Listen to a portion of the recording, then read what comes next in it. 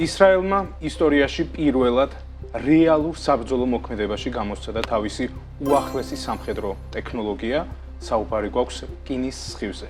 ეს არის კაცობრიობის ისტორიაში ალბათ ყველაზე გამორჩეული გამოგონება თავდაცვითი ინფრასტრუქტურის კუთხით, იმიტომ რომ ის რაც ისრაელმა შექმნა არის თავისი არსით ალბათ ერთ-ერთი ყველაზე სწორი ინსტრუმენტი იმისთვის, რომ დაიცვან თავი ნებისმიერი საფრთხისგან იაფად. ეს არის აქ თავარი ამოსავალი წერტილი, ჩვენ ვიცით, რომ ისრაელი არის ქვეყანა, რომელსაც ყველა მხრიდან თუ ახლა დარეგულირებული აქვს ძირითად სახელმწიფოებთან ურთიერთობები, თუნდაც სირიის შემთხვევაში, სანამ სირიაში ხელისუფლება შეიცვლებოდა, მუდმივ საფრთხეს განიცდიდა, ხო? შესაბამისად, მუდმივად უწევდა თავდაცვითი ინფრასტრუქტურის განვითარება, გვიხილავს ჩვენ დავითის შურდული, გვიხილავს თქვენ დავითის შურდული საერთოდ რკინის ამ შემთხვევაში საერთო რკინის გუმბათის სისტემის ნაწილია და ამ დროს და ამ ფონზე მნიშვნელოვანია აღინიშნოს, რომ ეს ძალიან დიდ ხარჯებს იწვევდა. არანორმალურ თანხებზე გვაქვს საუბარი, 50,000 ჯდებოდა თითო რაკეტა, რომელიც წარმატებული ან გამოდგებოდა მისი გასროლა, რომ მოიგერიებინა ამ შემთხვევაში ირანიდან, ღაზადან წამოსული, ნებისმიერი მტრული სახელმწიფოდან წამოსული რაკეტა, კაჩვილმა არ იცოდა იმუშავებდა თუ არა. ცხადია ძალიან ეფექტურია. ის რაკეტა იმუშავებდა თუ არა, ეგეც არ ვიცოდა, რაც მათი მიმართულებით მოფრინავდა. განახად იყო შემთხვევები, როდესაც მაგალითად ირანი ისრაელის მიმართულებით სპეციალურად უშვებდა არააღჭურვილ რაკეტებს, რათა უბრალოდ გაიფლანგა ისრაელის თავდაცვითი რესურსები, მაგრამ აქ უკვე აღარ გამოვა. ხო, აქ ეს აღარ გამოვა, იმიტომ რომ როგორც თავდაცვის მინისტრმა თქვა, რამდენიმე შეკელია, ფაქტობრივად $10-ზე ნაკლები ჯდება ერთი სხივის გასროლა, წარმოგიდგენთ $50,000 ერთი თავდაცვითი რაკეტა და რამდენიმე შეკელი ერთი ლაზერის სხივი, რომელიც საკმაოდ ეფექტურად მუშაობს და ეს ვიხილეთ ჩვენ გუშინ. აი ესე ყოველდღიურად რაღაც ხდება.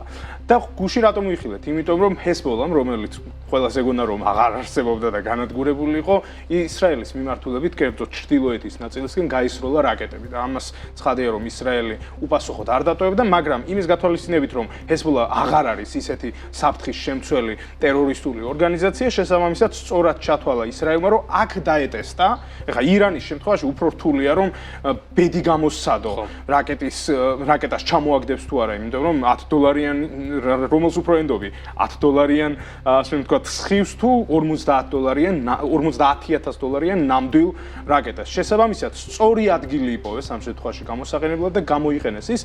სხვათა შორის, ამ ტექნოლოგიას 2011 წლიდან ავითარებს ისრაელი საკმაოდ დიდი ხანია, ამ შემთხვევაში რაფაელი, კერძო კომპანია, რომელიც ბევრ რამეს უკეთებს რეალურად ისრაელს და ერთ-ერთი ძირითადი წამყვანი ისრაელის ტექნოლოგიური და სამხედრო განვითარების მართლაც რაფაელია, მისი შემოქმედებაა ეს რკინის სხივიც, რომელიც აუცილებლად უახლოეს მომავალში უფრო გაფართოვდება, უფრო ეფექტური გახდება, უფრო ხარჯთ ეფექტური ერთი ხომ გახდება და რაც თავარია, უფრო დიდი მოცულობის რაკეტების განადგურებაზეც დაიწყებს მუშაობას. ახლა ჩვენ რასაც ხედავთ, ძირითადად ეს ლაზერული იარაღი არის განთავსებული სატვირთო ტექნიკაზე, სატვირთო, ვინაიდან ენერგო ობიექტიც სჭირდება მას და თავად ეს სატვირთოც დიდად მოქნილი, სწრაფი და იაფი ნამდვილად არ არის, თუმცა უკვე მომავალ ვერსიებზეც მიმდინარეობს მუშაობა ამ იარაღისა, რომელიც უფრო კომპაქტური იქნება წესით და თან ისრაელში აპირებენ მოდულარული სისტემის შემოტარას, ანუ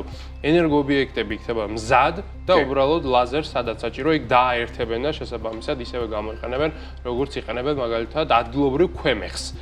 ეს უფრო მეტად იაფს გახდის წესით ამ ტექნოლოგიას და თეორიულად შეიძლება მივიღოთ მოცემულობა, რომ ქვეყანას შეიძლება ჰქონდეს რაღაცა 24/7-ზე თავდაცვითი ლაზერული სისტემა, რომელსაც არც ადამიანი სჭირდება, არც ოპერატორი სჭირდება, ის AI-ით და საკუთარი სენსორებით 24 საათის განმავლობაში აკონტროლებს თავის კონკრეტულ პერიმეტრს, გაცილებით უფრო ეფექტიანია ნებისმიერ რაკეტასთან შედარებით და თან რაკეტებთან კიდევ არის ერთი ნიუანსი. რაკეტას სჭირდება შენახვა, ტრანსპორტირება და მარტივად რომ ვთქვათ გადატენვა იმ იარაღისა, რაც არის მისი გამშვები. აქ ეგ ყველაფერიც ქრება, ლაზერს არ ჭირდება არც შევსება, არც სადღაც ბუნკერში შენახვა, არაფრის, ის ყოველთვის მზად არის, ყოველთვის ჩართულია და თან მისი მოგერიებაც ძალიან რთულია. რაკეტა შეგიძლია თეორიულად ჩამოაგდო, ვინ არის ისრაელის რაკეტის ჩამოგდება, მაგრამ მაინც თეორიულად შეიძლება ლაზერს რა უნდა უკნა, სრულად გაუგებარია. თუნდაც რუსეთ-უკრაინის ომის მაგალითზე ნახეთ, რომ ყველა ის ასეთი მოწყობილობა, რომელიც გადაადგილებადია და ტრანსპორტირება გაცილებით უფრო, არა,